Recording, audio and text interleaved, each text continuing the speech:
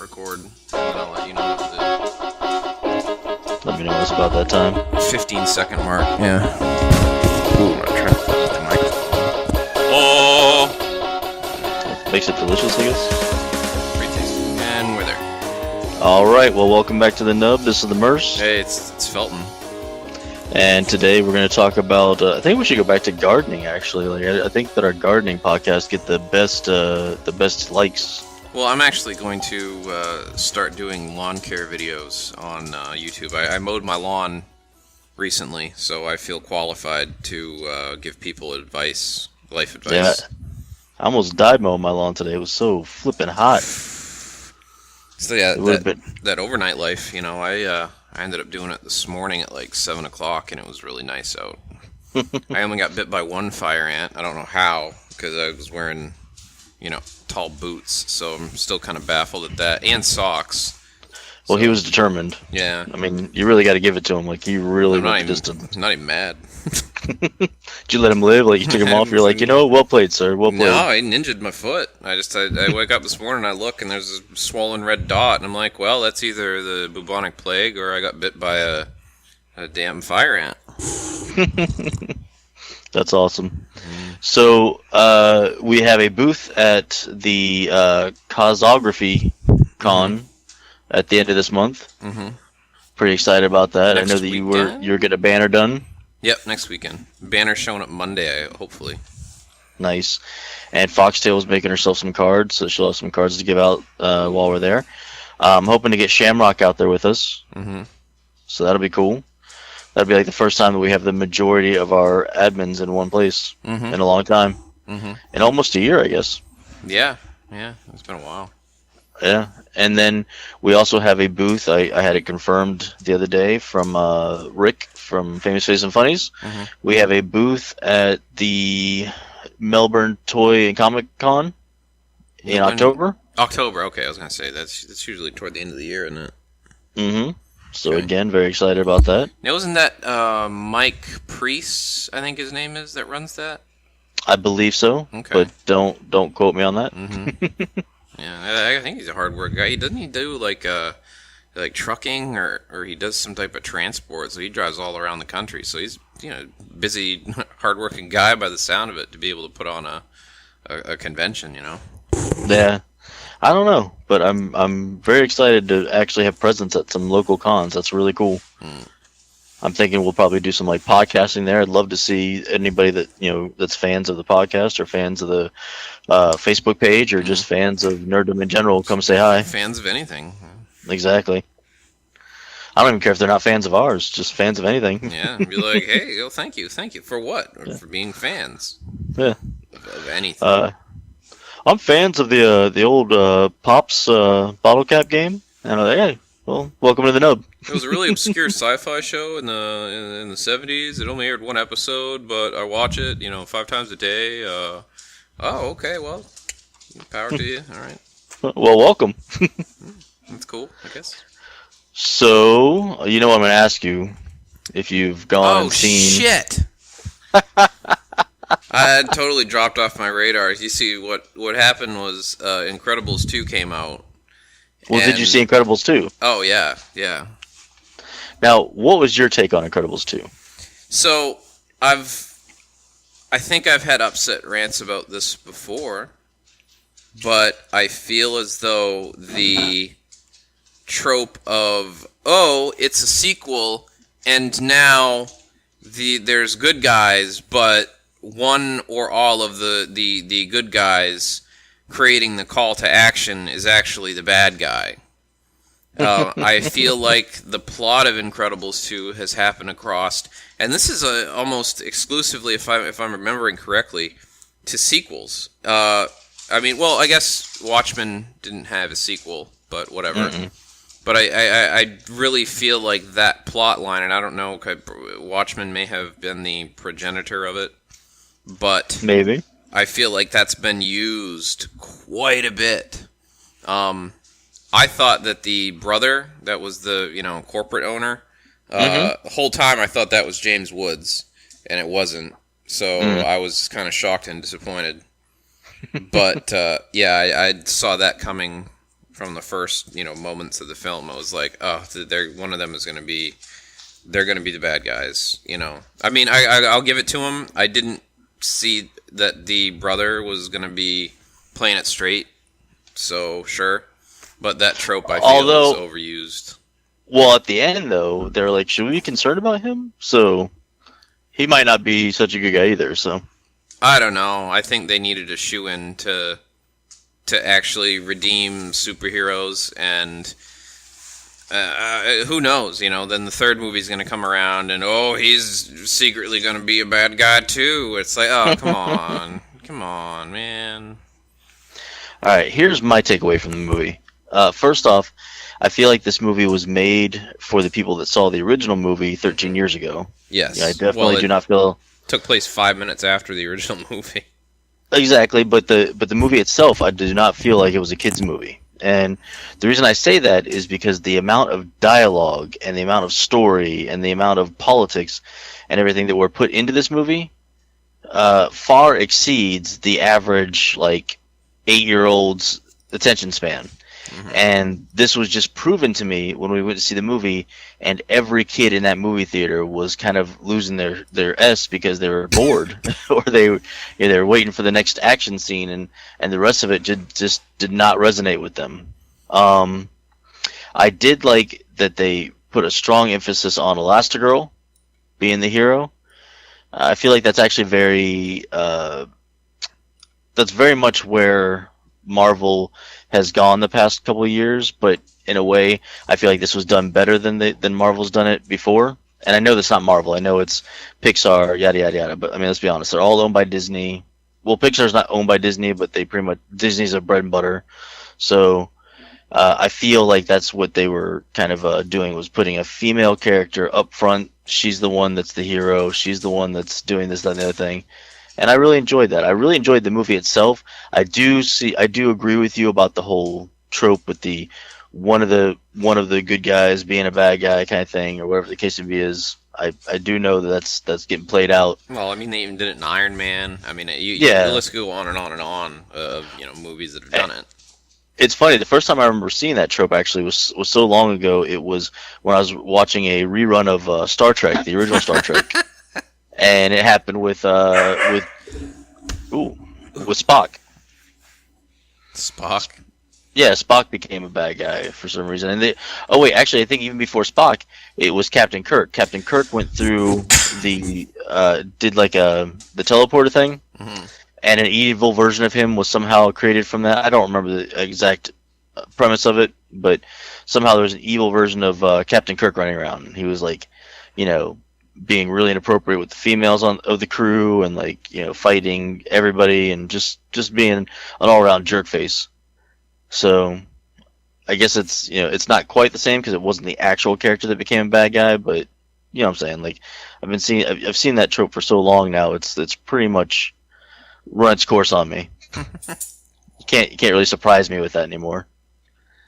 But when you get past that, I feel like it was a really good movie. It had some heart to it. Baby Jack Jack stole the show on this movie. Oh yeah, no, by far. I thought Jack Jack was hilarious. His fight with that raccoon, that really long, drawn out. I felt like the scene in They Live with Rowdy Piper, and it's just this wrestling match in the middle of the film for no reason. Exactly, God, over the top ridiculousness for maybe a little longer than it should have been, but it was just downright hilarious. And then I kind of felt bad, for that poor dumb animal. Wow, he's gonna laser eye that raccoon. The thing is horrified. It's a stupid raccoon. It doesn't have. I mean, raccoons are smart, but the poor and for some reason it reminded me a lot of the squirrel. What the hell was that movie with the dinosaurs? Ice Age. I'll tell you. Almost. I know I've told you this story before, but I remember watching Ice Age in theaters, and the short with the squirrel and the damn nut made me laugh. No, I'm sorry. It was Dr. Dolittle, which I don't believe was a funny movie. But I remember the short for Ice Age with the squirrel was played before the film, and I laughed so damn hard at that squirrel that I was totally burnt out. And, Dr. Dolittle, I didn't laugh a single time during that movie. And, I was like, well, that was poor planning on their part. They burnt me out laughing so hard. You spent all your laughs right there. And all my laughs on the squirrel. And, Dr. Dolittle wasn't funny. Whatever.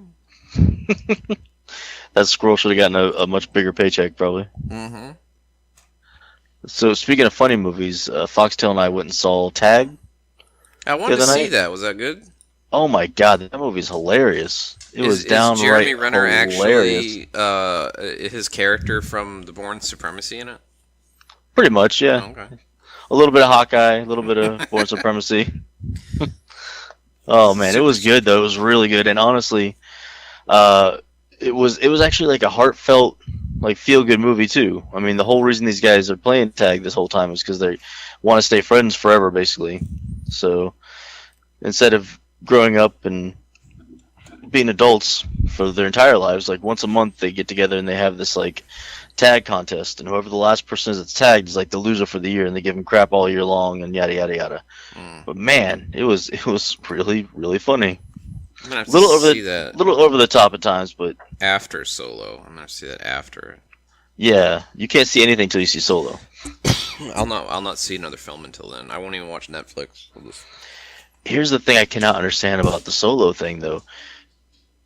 Disney is getting all this backlash about this movie that is actually a really good movie, and it comes down to the critics. I was listening to Kevin Smith on Audible, his book Tough Shit, and he was talking about how these critics, make or break movies, and the worst part is that the movie makers are actually, paying them, or maybe not paying them, but they're giving them, a chance to see their movie for free just so they can be ripped apart by these people. I think Bob's Burgers had a really good point about critics.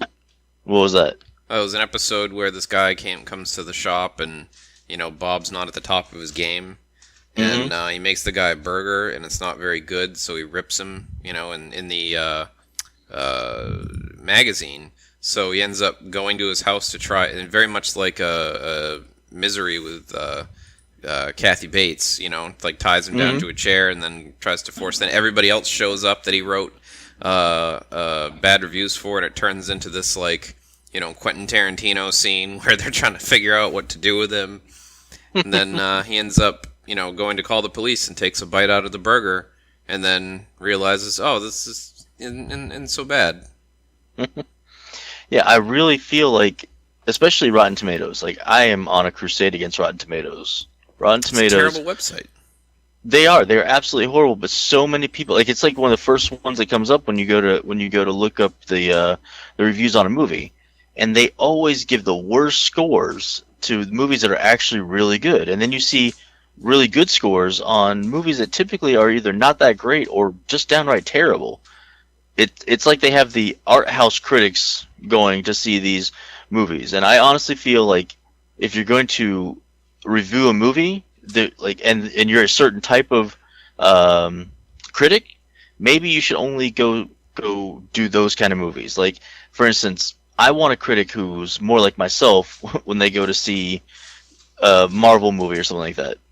You know what I'm saying? Like, someone who can look at it with a critical eye, but realize that it's also a comic book movie. It's a movie where you have to, like you've said before, you have to suspend your belief, for a while.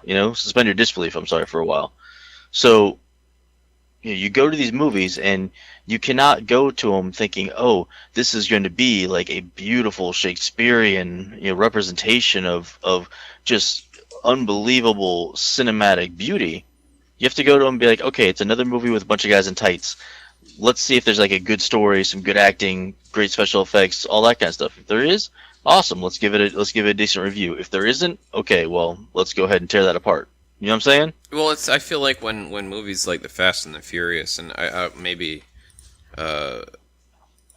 I'm wrong, but I'm not typing anything up at all. Yeah, it totally doesn't sound like it. When movies like The Fast and the Furious are getting good reviews, and okay, so how in the hell The Fate of the Furious 2017 got a 66% on Rotten Tomatoes. Mm-hmm. To me, it's like that series is so played out, 8 movies in.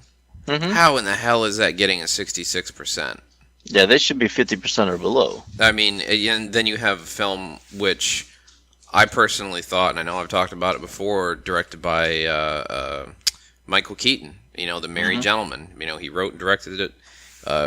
Film about a guy, a disillusioned hitman, got no major play in the theater.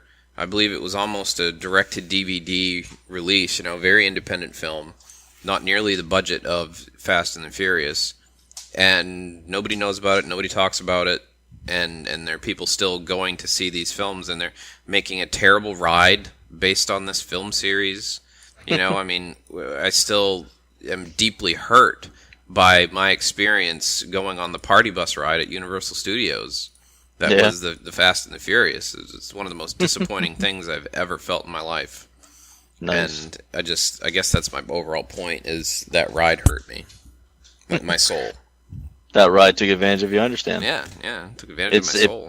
It said one thing, it kept promising you one thing, it slipped you a couple Zimas and wine coolers, and wanted to play GameCube. Took you behind the said studio its name was and Chad. Had its way with you. Yeah. Fuck you, Chad. Yeah, I don't understand. I don't understand the grading system for Rotten Tomatoes. Like, I don't understand where that even comes from, especially because you'll look at what Rotten Tomatoes gave a movie. Like, Rotten Tomatoes gives it, let's say, 67%, and then however much percentage of people who saw the movie liked it is also put there, and those numbers are never really close. Well, I also think too, and I don't know if we've touched on this before or talked about it, but I feel like what you just said jokingly about, the ride takes you, gives you a Zima, takes you out back. I feel like movies where the production company flies somebody out, gives them, a basket of swag, puts them up in a hotel, flies them to the premiere, does all that horse shit, that review is going to be far better than the guy that just gets the pre-release copy of the movie in his living room and watches it in his home critically, Exactly. Which I trust the living room critic better than I trust the critic getting flown out to Fast and Furious premiere, wined and dined. Because ultimately, I mean, look at these theaters where, for example, I believe we spoke about it before. They're the fancy movie theaters now that they're coming out with the reclining chairs, and you're sitting down getting essentially restaurant quality food and service. I mean, I watched the Justice League, and I really didn't feel that it was a amazing, life-changing film. But I had a positive opinion about it because, my girlfriend and I, we went to this fancy theater, got drinks, laying down in these reclining chairs and a flatbread pizza. And, I mean, that was a hell of a laid-back, relaxing luxury experience. I mean, even though Henry Cavill's lip was utterly ridiculous, that flatbread pizza, that buffalo chicken was amazing. So I liked the movie. I mean, you're exactly right. Like, the way that you see the movie is definitely a big factor into whether you enjoy the movie or not. And yeah, if you're pampering these critics before they go to see the movie, and you're doing all these things, taking them out to dinner or whatever the case may be, is putting them up in a nice hotel, they have a much different view of the movie than, like you said, if they're just watching it straight up to watch it. I have a point, or I have a story about that. We went and saw the Tomb Raider movie in the theater in 2D. Whatever the case is, and it was enjoyable, but it wasn't great by any means. I mean, it's not a movie that I planned on seeing again. But then we were out to dinner with a couple friends, and they were like, "Hey, we want to go see this Tomb Raider movie. Are you guys down?" I'm like, I mean, it was okay. They're like, "Oh, because they're showing it in 4D," and I was like, "Oh, well, I've never seen it in 4D." Let me tell you, that was an experience. I mean, the movie, there was rain that came on you, when the rain parts, the seats move, there's lightning striking around you when there's that stuff going on. I mean, like, they blew in smells of different parts of the movie. The scene where she's lactose intolerant and eats a bunch of cheese. Yes, and it was horrible. You had to climbing up the side of the mountain, and the camera's right beside her butt, and she just starts breaking wind on the audience. It's like, well, this is amazing! But let me tell you, that movie was experience. fantastic seeing it like that. It was absolutely amazing seeing it like that. So it does come down to where you see the movie, how you see the movie, and things like that. So if you're being pampered, you're getting a massage while you're seeing a movie, of course it's going to get a better review than if you just went and saw the movie like everybody else at a regular theater. Well, that being said, I still feel as though films like Incredibles 2, I mean, there were crying babies, there were people getting up, there were groups of kids. I mean, there was nobody that was being outright disruptive. But, you know, the quality of the film was good. So even being in that environment of a full theater with crying babies, you know, and some crying adults, you know, it was a good movie. I mean, it stands on its own. Exactly, and we enjoyed that movie. And let me tell you, our experience in that theater was terrible when we saw it. When we saw Incredibles 2, I mean, there was a bunch of kids talking, and one of the kids, like way up towards the front, had the light up shoes, and he kept kicking them on the chair in front of him. So you get these colors going. And I swear to you, I kid you not, next to me, only a seat or two away from me, to my left was a guy getting a hand job by his girlfriend in a movie theater packed with kids and families, and I'm like, what the hell? Like, nobody cares about movie etiquette anymore. Like, well, I think that's just societal etiquette, is that you don't give a hand job in a full theater. That's just polite society. Like, you don't get a hand job at Incredibles 2. You get a hand job in like Fast and Furious. The Fast and Furious, exactly. Yes, like that's where you get your hand job. You know, you get your hand job in like Tomb Raider, or I mean, maybe even Avengers: Infinity War. I would even go as far as saying the Purge movies. That's also Of course, then you get the scared boner too, which just makes it easier. You know, you just don't get a hand job in a movie theater full of kids. Like that's just proper society etiquette, like you said. I mean, it's just wow. And the worst part is, so I have really bad ADD, and anytime anything moves around me or I see something going on, I quickly look to see, you know, whatever that movement is. And of course I look over there and it's like two deers in headlights looking back at me, and I realize what's going on, and I'm like, God damn it, I have to spend the rest of the movie like with blinders on, focusing as hard as I can on this movie so that I don't look to my side anymore. You didn't have like a bottle of water to like spray on him like a cat, you know? Stop it. No, I left my super soaker in the car. I mean, I could have sprayed him in the face and been like, "Don't stop, don't do that." And then right behind them, though, is the whole family. That the entire movie is having a full conversation, their own conversation that has nothing to do. They're not even talking about the movie. You know, it's like, did you hear what Sally said the other day to Billy? I can't believe that. It's like, well, I shushed them like 3 times. Oh well, I shushed them at that point in time, so I don't know what they said to Billy. But because sometimes, you know, listening in on somebody else's drama can also be entertaining. Yeah, but not when you're trying to actually be entertained by a real movie. Too. I actually paid for the entertainment. I don't need the free entertainment that comes with it. You know, like I guess. I didn't go there to see a sex act. I didn't go there to hear this whole family's conversation about whatever, or to have the disco light show in the front from the kids' feet on the back of the chair. Like I paid my money to see a movie, and that's what I was there to do. I don't understand, like why don't people raise their children properly? Like, you know, hey, shut up while the movie's on, or hey, don't. I remember when I was a kid, you go to a movie theater, right? And it was perfectly okay for the person in front of you. If you kept talking, it was perfectly okay for the person in front of you to be like, turn around and be like, hey, shut up. And he just went, oh, I'm sorry, I've been talking too much, you know? It was just, terrible. What is going on in the background at your house right now? Oh, I didn't think you'd be able to hear it. The Huskies are going at it. Oh, you need to sell them on the black market. No. We're trying to make this podcast. Black market Huskies. No, I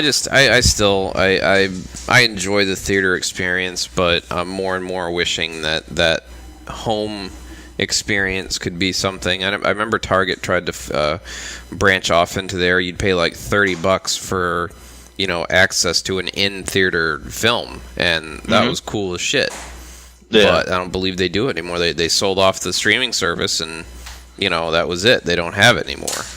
And I think if they did that, it would be the same thing as Napster. You know, I mean, the only reason I firmly believe the only reason people pirate stuff is convenience.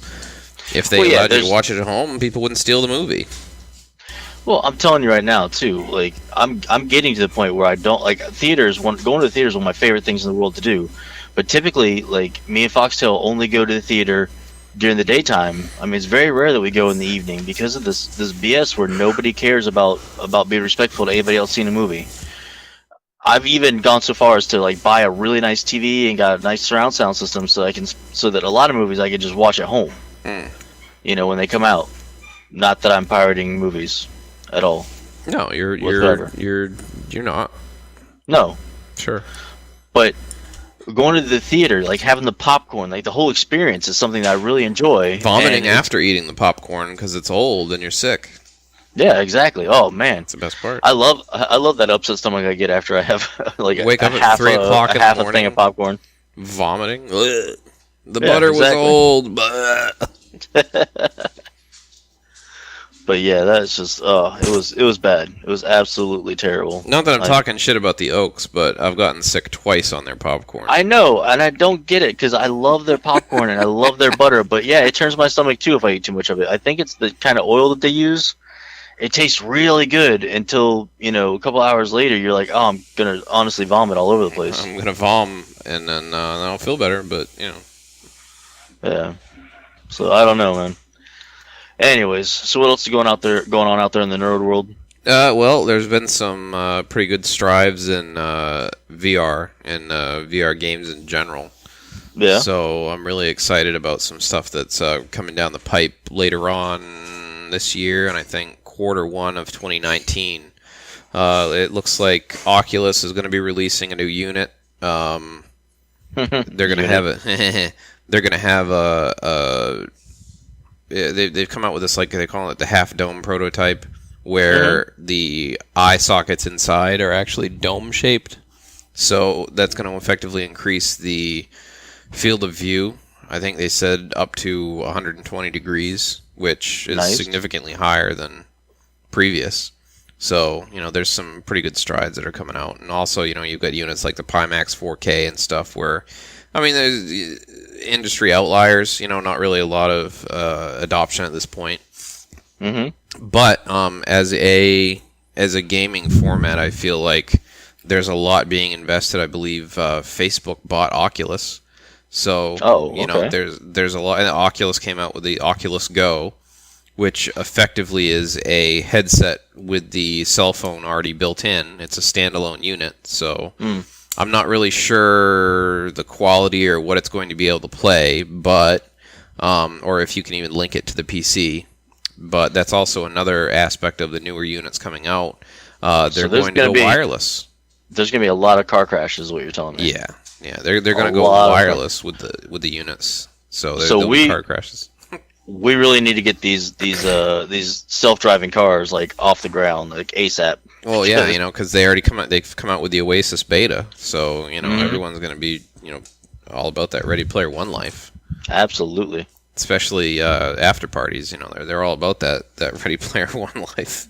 Oh my God, I can't even. Oh, I didn't even tell you. So, all right, I got a phone call from some representative from MegaCon because I had the VIP experience, as it were. That stupid. I almost said the S word again. That stupid VIP experience that was absolutely horrible for MegaCon Orlando. And so the lady's on the phone asking me all kinds of questions about what I liked and what I didn't like, yada yada. And of course I'm being snarky as hell. I'm like, well, I would have liked to have had actual VIP access to any of the events that were there, which I didn't. You know, the only thing that VIP was good for was getting pictures. I mean, we went and got the Jason Momoa picture in like 5 minutes, like in and out. But everything else there was no VIP anything. We had an entrance that was literally right next to the regular entrance. Yeah, you still had to walk 6 miles to get terrible to the one entrance, and I mean that really didn't do anything, you know. Yeah, the VIP thing was definitely not worth it. It was absolutely horrible. I definitely, at least for MegaCons, I definitely suggest you just get the premium package and stick with that. But anyways, So she asked me about the after parties, and I told her, well, the first one we paid money to go to a restaurant. We paid money to get into a restaurant where there was no nightclub, anything going on, no dancing or anything, so we could sit down and have pretty much the worst burger I've ever had in my life, and cold fries. And then the other after party that we went to, which is the one that we were all looking forward to. I know that you were looking forward to it. We were looking forward to it because the last couple of years have been fantastic, especially last year with the laser tag and everything they had there. And that whole Oasis Moshi Moshi after party was just downright terrible. Horrible. There was no dance floor to speak of. I mean, the dance floor that was there was so packed and crowded. Tiny little club. You couldn't move. You just jump up and down. There was no actual dancing. I mean, one of the best parts about the other after parties was the dance-offs and stuff that were there, you know? They could have just said, hey, bring a swimsuit. Then exactly. At least you could have gone in the pool. Yeah, there was a huge pool there taking up a large amount of space, and nobody swimming in it, really. A lot of stuff was outside, and it was raining. They could have set up. I still say that whole corner that was not utilized, that could have been an outdoor arcade or something. You know, they could have set up, arcade games or booths or something. There was not enough places to buy alcohol, so it took forever to get alcohol, which you really needed alcohol to enjoy what was going on there. Yeah. And then some asshole lit a stink bomb on the dance floor. It's like awesome. I mean, I feel like that was par for the course at that point, though. Yeah, that was just a terrible experience. Was actually a review. He was a critic, and, whenever something stinks, he lets off a stink bomb. That's what it was. That's his protest. Yep. That's how he does his scoring system for his grading system. That's his thing. He's like a Banksy of reviews. If I light a stink bomb, it's terrible. But if I spray like if I spray lavender or something like that, then it's fantastic. He has a single candle. It's of lavender midnight from Yankee Candle, and if it's a good gig, then he'll light it and walk through and effervesce the smell. And it's got to be the giant oversized one too. The one that's like, weighs at least 10 pounds. Well, what do you think? We're at 32. Yeah, we can cut it now. All right. That's pretty good. All right, guys. This was a short one. We're both pretty exhausted, actually. It's been a long couple of weeks for both of us in our personal lives. So we will be back next week as long as Felton doesn't sleep through it. So yeah. This has been the Merce. Felton. And we'll talk to you later.